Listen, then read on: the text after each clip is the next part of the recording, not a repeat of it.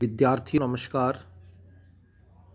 आज बीए पाठ द्वितीय के एक महत्वपूर्ण टॉपिक संघ राज्य संबंध जो भारतीय शासन व्यवस्था की धुरी है उसके पहले भाग विधायी संबंधों का विस्तृत रूप से वर्णन और चर्चा करेंगे।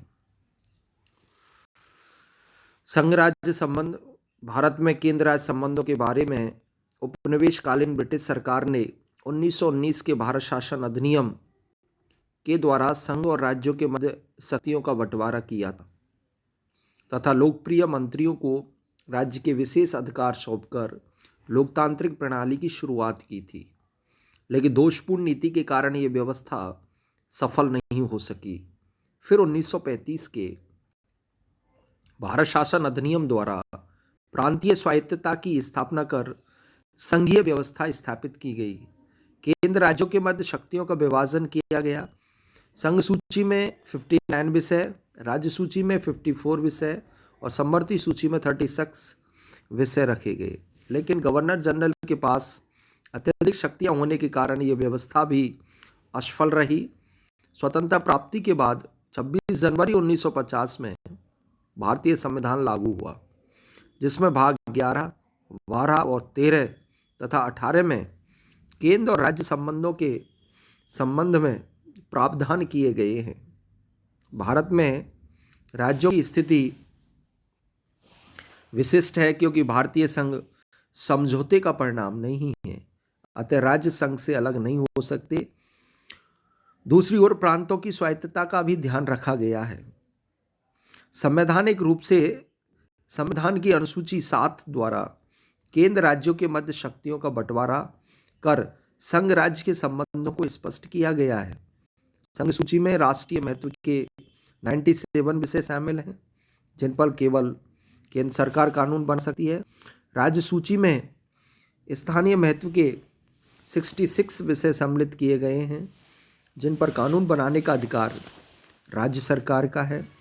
समवर्ती सूची में 47 विषय शामिल हैं, जिन पर केंद्र और राज्य दोनों ही कानून बनाने का अधिकार रखते हैं।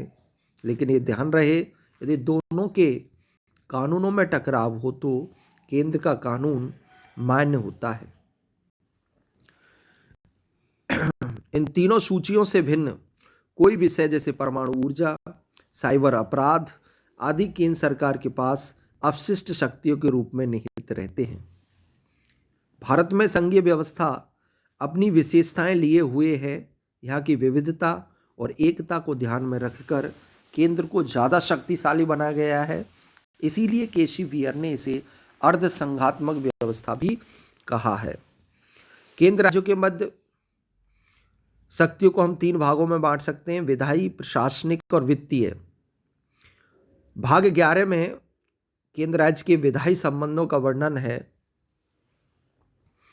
जिसके 2 भाग हैं, विधायी और प्रशासनिक।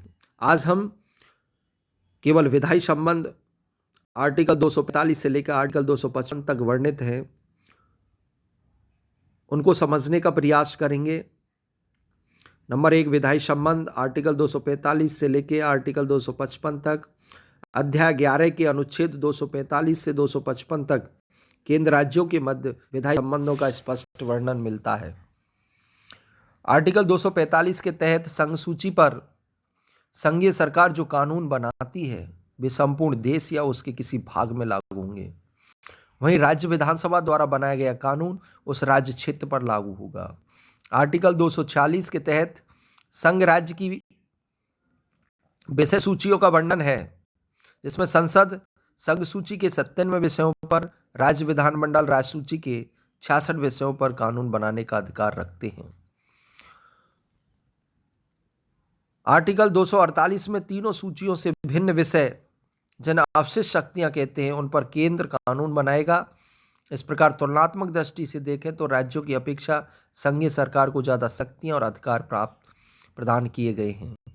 भारत में कुछ विशेष परिस्थितियों में संसद राज्य सूची पर भी कानून बना सकती है, जैसे आर्टिकल 249 के अनुसार राज्यसभा अपने उपस्थित और मतदान करने वाले सदस्यों के 2/3 प्रस्ताव द्वारा किसी राज्य सूची के विषय को राष्ट्रीय महत्व का घोषित कर दे तो संसद 1 वर्ष तक प्रभावी होने वाले कानून का निर्माण कर सकती है।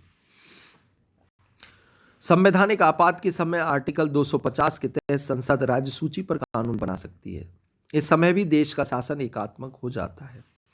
आर्टिकल 252 के तहत 2 या 2 से अधिक राज्य संसद से राज्य सूची पर कानून बनाने का आग्रह करें तो संसद कानून बना सकती है। इसे ही निमंत्रण द्वारा विधायन, लॉ मेकिंग बाय इनविटेशन कहते हैं। लेकिन ये कानून उन्हीं राज्यों में लागू होगा जिन्होंने कानून बनाने की स्वीकृति दी है। आर्टिकल 253 के तहत अंतर्राष्ट्रीय संधि और समझौते आदि को लागू करने के लिए संसद किसी भी विषय पर कानून बना सकती है।